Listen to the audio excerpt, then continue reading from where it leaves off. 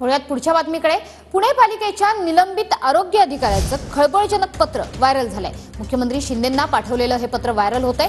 Viral पत्रात एका मंत्र्यावरती आरोप सुद्धा करण्यात आलेत। निलंबित आरोग्य अधिकारी भगवान पवार यांच्या नावानं हे पत्र व्हायरल होतंय। मंत्री महोदयांनी नियमबाह्य कामं करण्यासाठी माझ्यावर दबाव आणला। मी नियमबाह्य कामे करत नाही म्हणून माझं निलंबन केलं।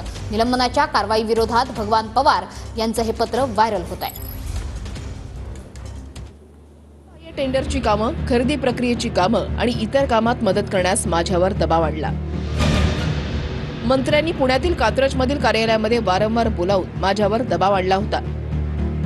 मी नियमबाह्य कामामध्ये मदत केली नाही म्हणून माझं निलंबन केलं गेलं। पुणे महानगरपालिकेमधील प्रमुख आरोग्य अधिकारी पद रिक्त करण्यासाठी माझ्या विरोधातील तक्रारी बाहेर काढल्या गेल्या।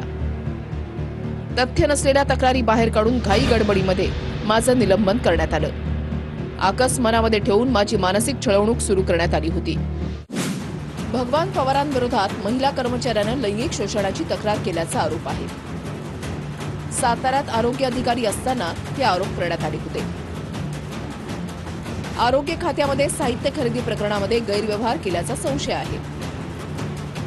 एप्रिल महिन्यामध्ये चौकशीसाठी समिती नेमण्यात आली होती। समितीनं आरोग्य विभागाला अहवाल दिल्यानंतर कारवाई करण्यात आली।